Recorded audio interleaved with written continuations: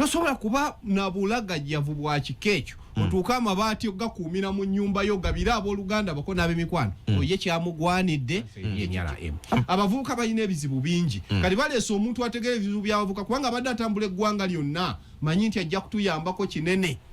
wabawo change of faces ng'emu lwaki faces zikyuka mu ministry ebintu bisigala byebimu tubika president lwaki reshuffle yagikoze omulundi gumu n'ey'amagye tuliko Radio 4 ensonsozi programu kitawuluzi nze Kagogwe Fulgencio Peterson ndine Tom Kakande wamu ne Kabarega omuyambi wa president ku nsonga ez'enjawulo kale tuli mu kuba torch n'okutawulula ebyo ebaddewo mu sabbiiti eno atuwuliriza mu maaso awo ogenda kukwata essimu yo giwandiike nga bukyali okube naawe otubuulire ng'okuba torch mu ebyo byetukubyeko torch olunaku olwaleero wandiika mu 0752 103 103 n'endala eri 0393 104 104 obenga otubuulira gwe nga bw'olaba ebintu mu ndabayo mu maaso awo nzija n'amasimu wabula njagadde tutunuulire n'okuba torch mu cabinet eno eyalangiriddwa era yafulumiziddwa omukulembeze w'eggwanga ng'akola reshuffle n'enkyukakyuka ez'enjawulo wadde nga ebifo ebisinga naddala mu cabinet tebyakoleddwamu nnyo nkyukakyuka era twalabye vice president yasigaddewo Jessica Alupo ate prime minister Robina Nabbanja kati ne tujja wano wansi deputy prime minister Sooka Rebecca alitwala Kadaga ne tulaba deputy prime minister omulala General Moses Ali ne tulaba omulala Lukia Nakadama ne tulaba minister of education Janet Kataka Museveni ne tulaba minister ow'ensonga z'obwa president n'alekawo omukulu oyo Babalanda Mariam Babalanda n'aleeta wano minister era ow'ensonga z'obwa president ku byokwerinda Jim Muhoozi ne tulaba era minister mu nsonga z'omukulembeze w'eggwanga minister yafeesi y'omukulembeze w'eggwanga akola ku nsonga eza science ne teknologiya n'alekawo musenero Monica era ne tulaba waliwo wano minister wa Kampala Hajati Amisa Kabanda najja wano minister era n'omubeezi we yasigaddewo nga yekyofa togabye Kabuye ne tulaba minister w'ensonga mu yafeesi ya prime minister na Kasule Lumumba Obua Amson yakola ku nsonga ye chief whip wa government ne tulaba wangi bayitirivu nnyo wano obungi naye tutunuulira ekifo ekya minister of defense Sempija yasuuliddwa ne bateekawo omukulu Oboth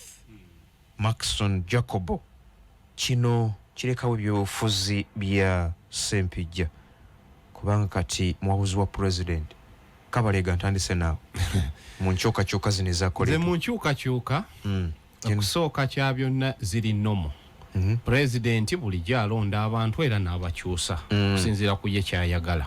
nange tondaba ndi muyambi we busobola okukyenkya naga nti akati gwe nkuwummuza olukalala wano saakulabye ffe tuli mubayambi abo baminisita n'abalala nga bwe yabalonze wano amannya ag'abayambi ba president abafulumye era kuba nabo mbayisayisaamu wano Vincent Bamulanga Kisempijja Kweyuchinyi Grace Freedom ndabako wano Honorable Wanyoto Mutende ndabako Harriet Nantabazi Ntabazi yes sikulaba abo bali wabuzi ba president bono bojagalo jajinonyo jajifuna senior presidential advisor nomuli bayambi awe wali enjawulo nti omuwabuzi amala n'omwaka nga tamulabya na assistant akola day to day work so naye ebyo tubiveeko nze kyenjaga baga ku cabinet kiri one nti cabinet muzeeyi gyakyusa obuvunaanyizibwa bwe akyusa abantu to achieve something so Mr. Sempija akoze kyakoze era muzeeyi yatuuse naga nti kati wummula ate obuvunaanyizibwa kambukwasa omulala tekitegeeza nti amusudde wabula obuvunaanyizibwa bwabadde amuwa bwe yakyusiza ekyo kiri nomo era bannayuganda mulina kiyiga nti leero okola wano ekyo basobola okujjawo ne bateekawo omulala kitegeeza nti oli mubi nti oba olemereddwa but it depends on appointing also minisita w'ensonga z'ekkalamojja n'omuyambi bwe bonna baabasudde mube baasudde oyo w'ekkalamojja oyo nange era ababutamusuula walivudde ku kifo ky'obuyambi ne mugamba nedda kisusse kubanga ensobi gye baakola evumaganyiza gavumenti yaffe yeyabaleetedde okubasuula yes tosobola kuba na bulagajjavu bwa kikeekyo otuuka amabaati gakuumira mu nnyumba yo gabira abooluganda bako n'ab'emikwano oye kyamugwanidde ekyo kituyamba n'abalala ffe abali mu gavumenti not to misuse public funds abo bo kyabagwanidde ababiri for sempijja yamuumuza sempijja ebbanga lyatusavinze nga gavumenti kyakoze kimala kati experience gy'alina kagiteeke nga awabula president ku nsonga ez'enjawulo ekyo kyolawuzikiriza ajja kukolawo bulungi then akalala baminisita njagala kuyozaayoza balamu ono ye balamu sinza lwaki muyozaayoza balamu mu kiseera kino nga NRM tulwanagana n'abavubuka nga majority bangi tebatwagala obukugu balamu bw'alina mu marketing I know he will perform bwe tuneegattira awamu abavubuka bangi tujja kubakyusa mindset yaabwe be babadde bakyayisiza NRM tujja kusanga nga bangi banseeri NRM abavubuka balina ebizibu bingi kati baleese omuntu ategeera ebizibu by'abavubuka kubanga abadde atambula eggwanga lyonna manyi nti ajja kutuyambako kinene okulanga tukyusa embeera z'abavubuka n'okubaleeta ku layini bannayuganda abamu batunuulidde ensonga eno nga bagamba nti President Museveni nga bw'ali nti amanyi okuzannya ensonga z'ebyobufuzi era kabineti eno yakyusiddwa n'ebirabikiddemu byonna nti zirimu obuzannyo bw'ebyobufuzi era nga bagamba abatunuulira ensonga z'ebyobufuzi nti Dr. Balaam Barugahara Atenyi kati minisita akola ku nsonga z'abavubuka n'abaana tibamuleesa azanye ebyobufuzi okulaba ng'akyusa emitima gy'abavubuka abadde bakyaye ennyo gavumenti bakomewo nti era kiri mu lukowe kuzannya byabufuzi nti Balaam ajja kutuyambako kubanga obuvunaanyizibwa bwe tulina abavubuka babataddemu kemiko bano bakakande babalimbye ebintu bingi ne baleetera okukyawa gavumenti yaffe so kati olutalo lwaffe lwakukyusa mindset yaabwe olowooza ki ekireetedde ng'oggyeko ebigambo bye babagamba bikyamu abasajja bano buleetedde abavubuka okutukyawira obwereere bulimba ki ekyokubiri abavubuka waliwo puroguramu nnyingi ze tulina mu gavumenti eziriwo okuyamba okukyusa obulamu bwabwe nga naye bambi abamu babadde balowooza bino byo bye mbagamba mu gavumenti ya Museveni tosobola kugaggawala naye nga Bobi Wine asuula ku mazzi kati eyo mindset change Balamu ajja tuyamba Balamu olaba yatunda Muhoozi omunnamagye n'amwagazisa abali kuba president I believe Balamu will help us in that capacity okukyusa mindset y'abavubuka one okubatapinga ku program za government bangi ze babadde balowooza tizaba NRM bokka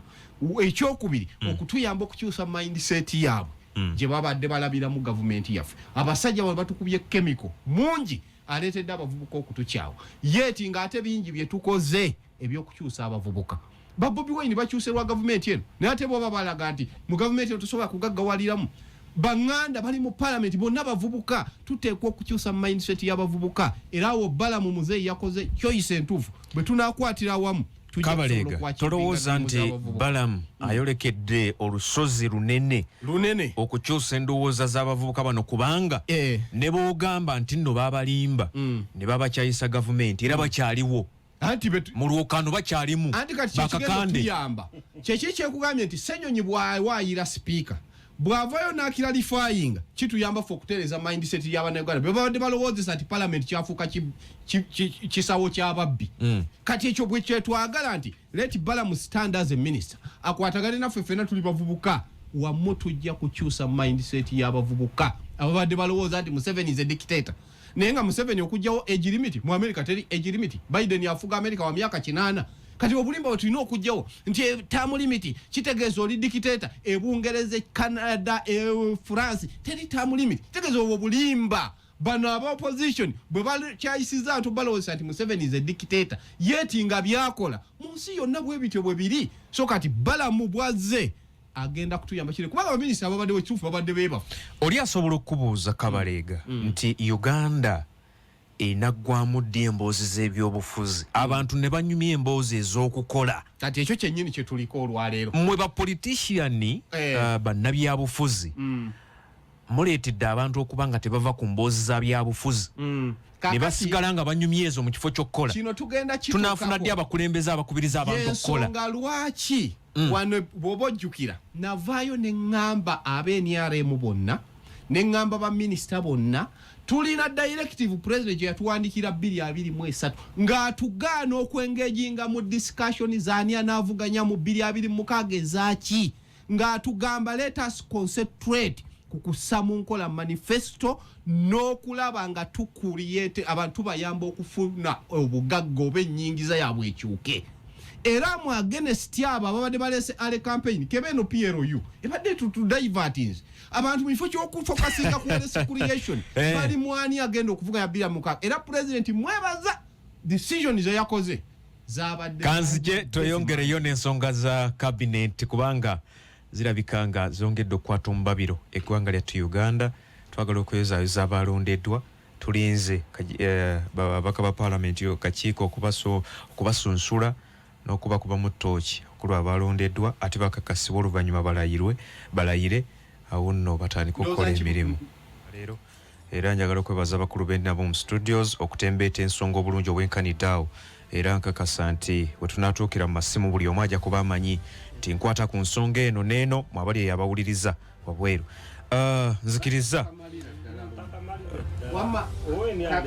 kakiiko oyagala okumala yogedde ku cabinet newe wenkyukakyuka ezaakoleddwa mu magye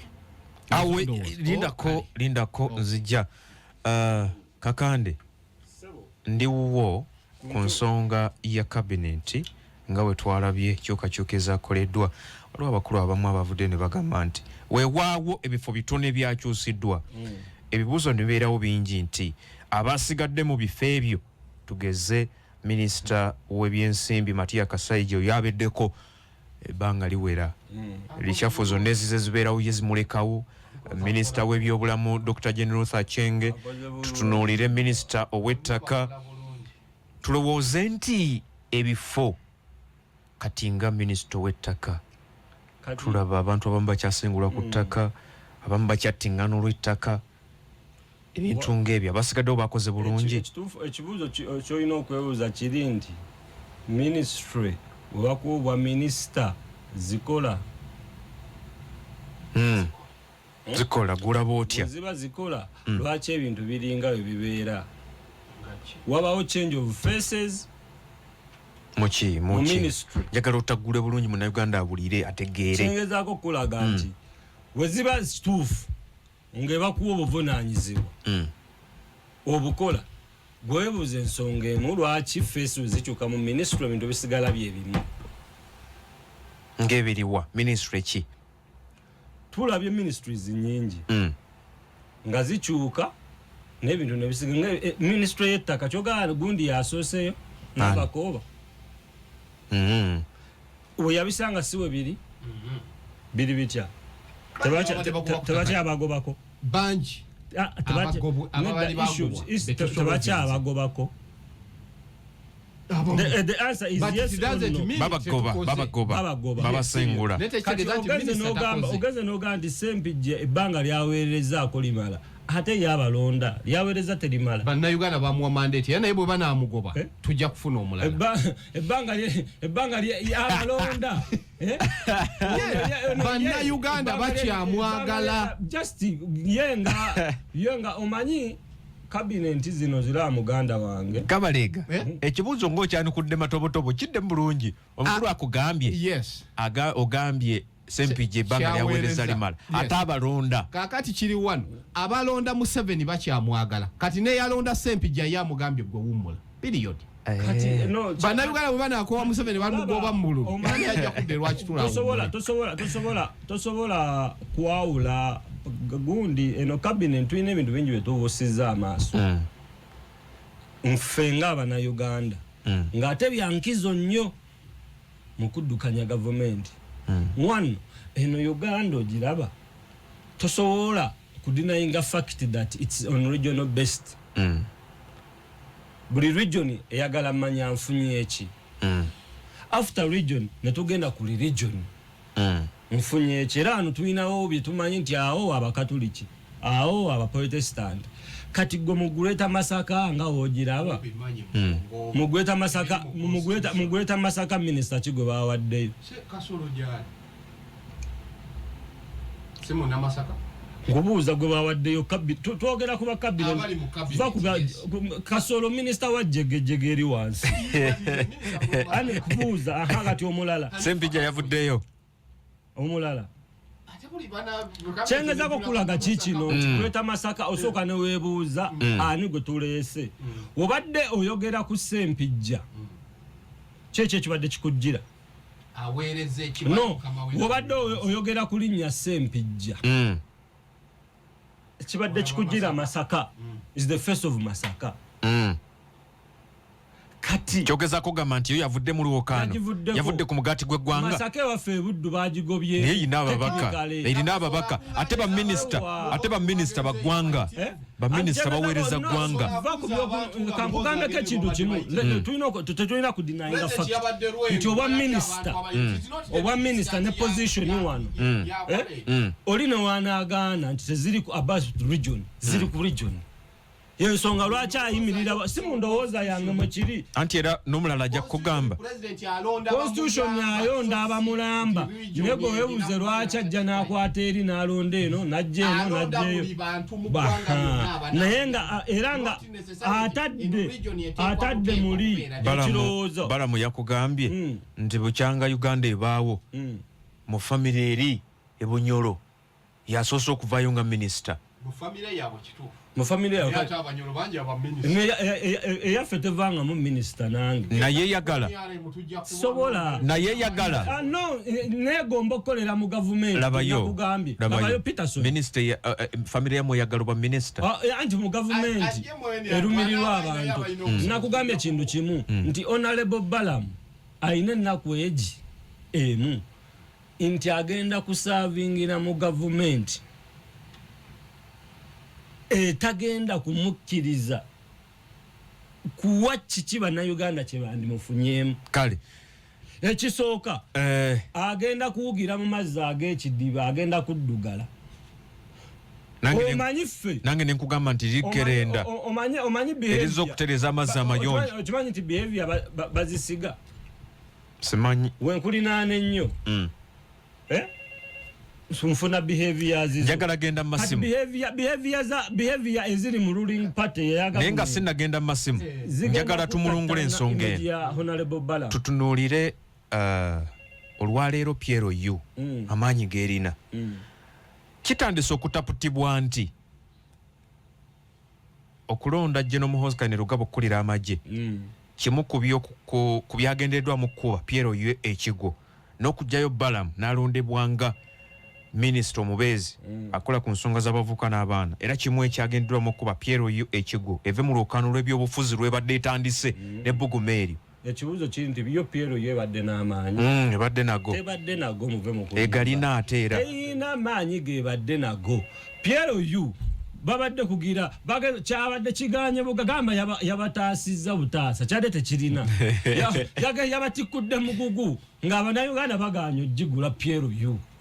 mukugana ogula netwalabye abantu abakuŋŋanye Masaka balaze yasembyeyo luddawa abantu b'e Masaka mmanyi bannabuddu n'abatali b'e Masaka ab'e Masaka mbamanyi n'abatali b'e Masaka tubamanyi n'enfaanana gye bafaananamu nze ndi waawa ogwo oli musajja muganda waawano tegezako kugaki kino sooka oliko ogera funa tayimu yo Piero yu ekyo kye baakoze kibadde tukiraba n'okuwa honorable BALAAM BALAAM okumuwa obwa minisita bwasaanikidde buli kimu kyonna naye ensonga enkulu eyitawo anti kati BALAAM otunulira mugundi ye munene mu kabinenti kati asinga ne prime minister otegeeza ki kati gwe sooka obuuze kyekikoze amawulire mu kabinenti ya president Museveni okulonda BALAAM yabadde abikkirira kabinenti erimu ejjudde abantu abali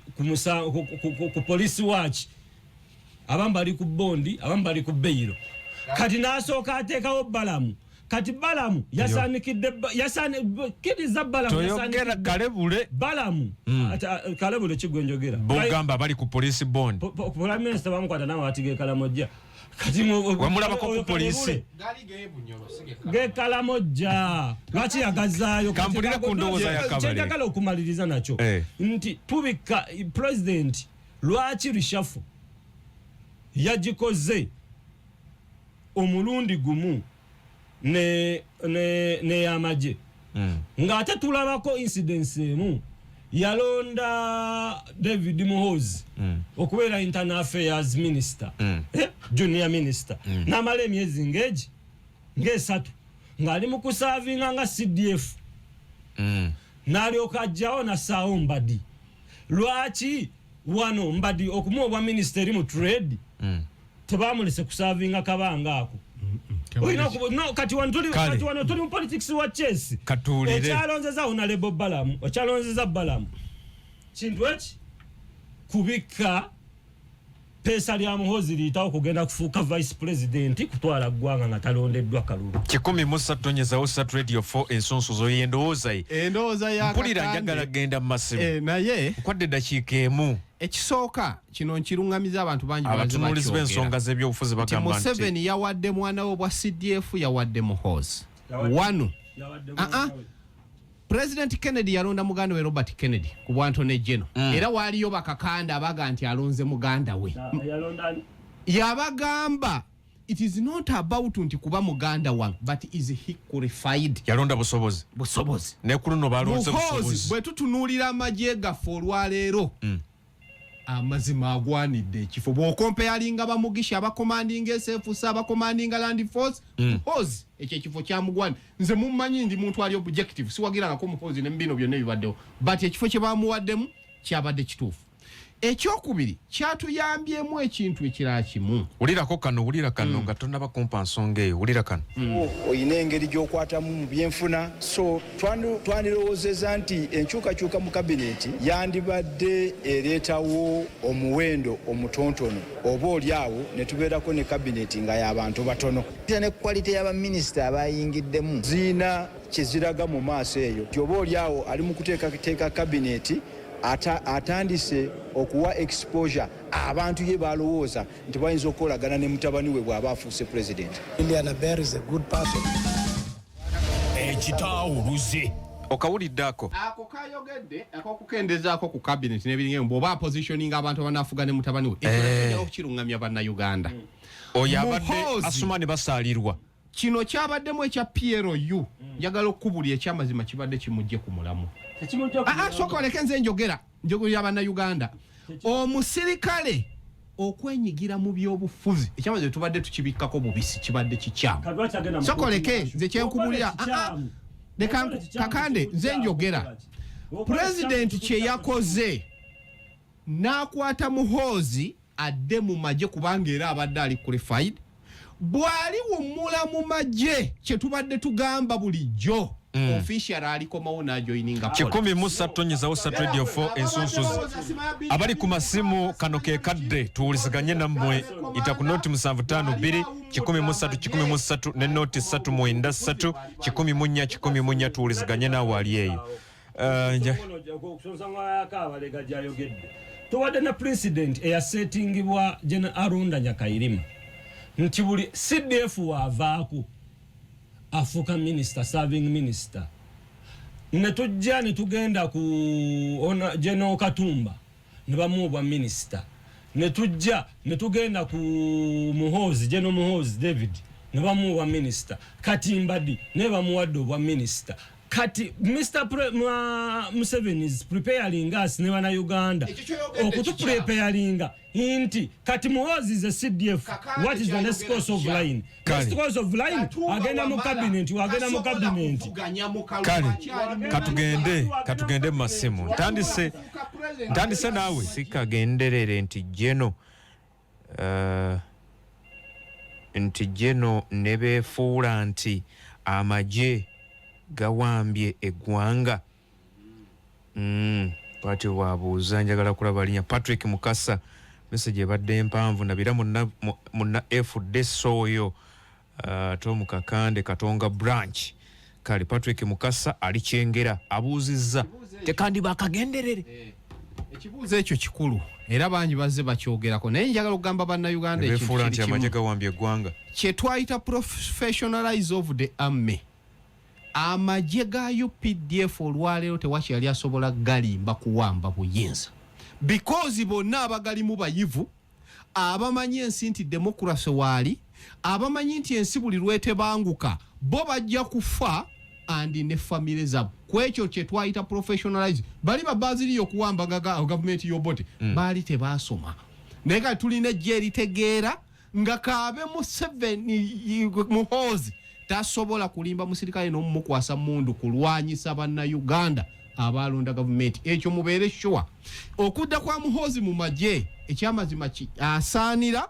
si lwakuba nti mwana wa Museveni wano mbalaga ebyokulabirako banyi bagamba nti Museveni aleeta family ye banzeyire mbalabe babadde batambula ne Muhoozi balina bifo ki mu government sali musala ali mu government si lwakuba mugana wa Museveni yalwana ne Museveni okuleeta government eno mbuyinza is a chief coordinator operation wealth creation Mama Janet Museveni yasavinge Kalamoja ng'abalala bonna baganye jukira wano Tom Butime bamulondwa minister wa Kalamoja n'agaanayo Mama yasavinga ayina obusobozi mbadde nsoma wano bamukimanyi Trump yalonda muwala we okubeera advisor we not because muwala we wabula ayina obusobozi nze Muhoozi mulabira mu capacity is a foster general asomedde masomero ag'enjawulo ag'ebyamagye mu nsi yonna ayina capacity running amagye era nze omu ku babadde bamuwakanya nti bino byolimu ebyokutandika okujja mu byobufuzi eri gy'osobola muzeeyi yamuzizza watuufu wasobola bw'ali bamaze obuweereza bwe nanyuka n'ava mu magye awo tuli mwaniriza bw'ali baze mu NRM n'avuganya naffe bakabalega abaliyo bw'ali tuwangula ne tumuwa tikiti ye NRM tujja kumuwagira so muzeeyi kye yakoze kyatuyamye nti abavuka ba PRU yali etandise n'omulamu omulungi ogw'okuzimba patriotism naye tusobola kuzimba patriotism ng'obaga nti naye ate 2026 tuleeta gundi ekyo kiba kifuze kibiina kya byabufuzi muzeeyi yatuyambye okulungamya ensonga eyo 2026 Muhoozi mumugye mu question era ne bwe tuba 2026 alimala kuva mu magye bw'ali gavamba na Uganda ne mumulonda ne NRM ne musemba alifuuka president naye olwaleero ffenna we tuli NRM gwerisalawo muganda wange Peterson Bannayuganda bafugiddwa mu mbeera y'okubonaabona ne bafuna ekirwadde nti n'ekitali kituufu kati balaba nga kituufu kye kisaana okubeera omuntu abakubye amasimu being that I'm a psychologist kinyambako kukola ki being that I'm a psychologist kinyamba okutegeera embeera gye balimu nti babafuzi ne balaba nti nze wenkeera ku makya nenkola ekigambo nepotism kitegeeza ki gwe kimanyi kulonda bantu batalina bisaanizo mu family yo si kyakulonda batalina bisaanizo abantu babaayo bangi abasobola okukola ekyo nolabanga ababo be bakola ki bebasaana bebasobola oba kiraba kati bannayuganda watuuse time nepotism bakirabanga kya bulijjo olw'ensonga nti sokoleke muganda legambisewo gundi yange maliriza kulaga nti nepotism kati bagituusizza ku the extent nti bagamba Tom Kakande naye funa omwana we yesimbewo tikati saawe kya bulijjo kiba kikulumye ennyo takinnumye naye nze nsaasira mu Uganda nti kuba abantu bangi abali mu mbeera ng'eyo nti balaba nti kituufu nti kakati president we yali akakwata instruments okuziwa office ya CDF commander in chief nga yakaziwamba dine tugamba agenda kukyage president kubanga yayina obuyinza kati n'asitula mu weeks teziweze 3 n'awawo mutabani we tojja kukigamba yes is a general but mutabani wani kive omutabani okukwata amagye tekina we kiganira naye gwe mbuuza nti all UPDF fraternity yekaya ino obusobozi kabalega maliriza na kano kabalega wabasi ayina obusobozi kati sawa eno General Muhoozi ayina obuyinza era n'okutweetinga akedde n'atweetinga yo nagamba abatamanyi kiki kitegeeza mukirinde no tweet yaba ajikedde n'agitweetinga kabalega maliriza na kano emyaka giri 25 Muhoozi gye yakamala mu magye 25 ku myaka 25 katugambe nti gye bayita Silver Jubilee kati yakutta amagye kakati kifaananyi kyekyo ekisooka mu by'amagye eri agamazeemu emyaka it doesn't 4 matter how many years you have spent in the army kyekikufuula ali qualified ekireetera abantu okubalinyisa ennyota wanu courses ze basomye ez'enjawulo buli muntu wa ddembe bangi bannamagye selection ki egaba nti gogenda ku course ono gogenda kweri yegabira abantu ab'enjawulo okubasindika ku courses z'enjawulo nze kyenjagala kaboggwe katono okutuwulungamya eggwanga President Kennedy yalonda muganda we ku bwantone Geno bakakande baayo ne bagamba alese nepotism. It is America beacon of democracy. Yabagamba it is not because he is my brother but is he qualified because he is first Geno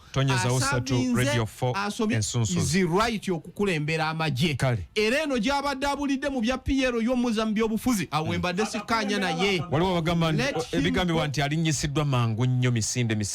as long as ayise mu proper channel ya UPDF tewali buzibu mangu tunulira adumira SFC Mugisha bonna baana bato bali myaka 5 tweyanzeke ekitawuluzi katukikomye wano olunaku olwaleero kakande akagambo kamu eri abantu bawali mu erosiyo ezaako gamba bana Uganda nti bannaye byonna ebigenda mu maaso muleke kulowooza nti bituufu olw'okuba nti abantu balina power no authority eggwanga si bwe lirina okuddukanyizibwa buli muntu alina okubeera nga alina stake muri ne ggwanga so si akabonda akamu akafamire nkutadde tweyanze nnyo tweyanzege mwe n'abatuwulirizira babaddeko nga mutugoberera ne ku mikutu gyaffe egy'enjawulo mwebale nnyo mwebalire ddala nze Kagogwe Fulgence Peterson programu ekitawuluzo olwaleero katukikomye